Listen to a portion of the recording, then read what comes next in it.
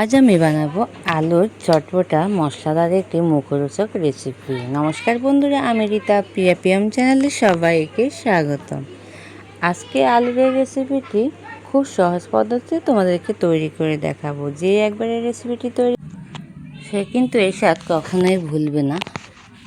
আলুর এই রেসিপিটি ছোট থেকে বড় সবাই কিন্তু খুবই পছন্দ করবে। মুখরোচকের রেসিপিটি বানাতে খুবই সহজ, সামান্য কিছু উপকরণ দিয়ে কিন্তু এই রেসিপিটি তৈরি করা যায়। রেসিপিটি করার জন্য এখানে আমি আলু আগে থেকে সিদ্ধ করে রেখেছি।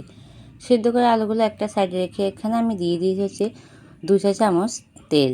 তেলটা দিয়ে এখানে দিয়ে দিচ্ছি হচ্ছে আমি একটা ছোটো সাইজের রসুন কুচি, একদম কুচো করে দিয়েছি। এরপর দিয়ে দিব হচ্ছে আমি এখানে 10-15 সেকেন্ড মতো এটাকে নাড়াচাড়া করে দিয়ে দিব হচ্ছে লঙ্কা কুচি।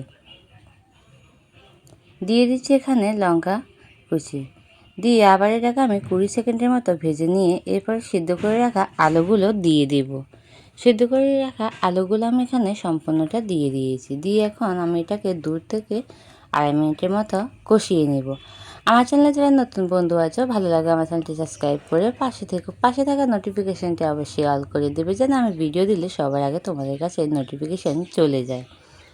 এরপর এখানে আমি দিয়ে দিচ্ছি হচ্ছে শুকনো লঙ্কা। 2টো শুকনো লঙ্কাকে আমি গুঁড়ো করে নিয়েছিলাম, ওই শুকনো লঙ্কাগুলো দিয়ে দিয়েছি। দিয়ে এরপর আমি এখানে দিয়ে দিচ্ছি হচ্ছে সামান্য পরিমাণে একটু গরম মশলা। এরপরে আবার আমি নাড়াচাড়া করে কিন্তু মিশিয়ে নিচ্ছি। এটাকে আমি 3 থেকে 4 মিনিটের মতো কিন্তু কষিয়ে নেব। এরপর আমি সামান্য পরিমাণে একটু ভাজা জিরে গুঁড়ো দিয়ে দিয়েছি, খুবই অল্প পরিমাণে।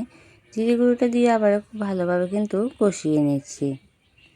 এভাবে করে আমি 3 থেকে 4 মিনিট এটাকে খুব ভালোভাবে বন্ধুরা কষিয়ে নিয়েছি। এরপর আমি দিয়ে দিচ্ছি হচ্ছে এখানে লবণটা দিয়ে দিয়েছি আধা চা চামচের চাইতেও কম, যেহেতু এখানে আমার আলুর পরিমাণটা কম, তাই সব কিছু কিন্তু কম পরিমাণে দিতে হবে। এরপর আমি লবণটা দিয়ে একদম শেষে একটুখানি ধনেপাতা কুচি দিয়ে দিয়েছি।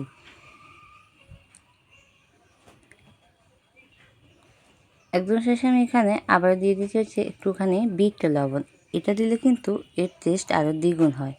এখন কিন্তু আমার সম্পূর্ণভাবে তৈরি হয়ে গেছে আলুর এই মুখরোচক রেসিপিটি। আজকের এই রেসিপিটি তোমাদের কেমন লেগেছে অবশ্যই তোমাদের সুন্দর একটি কমেন্টে বলে যাবে।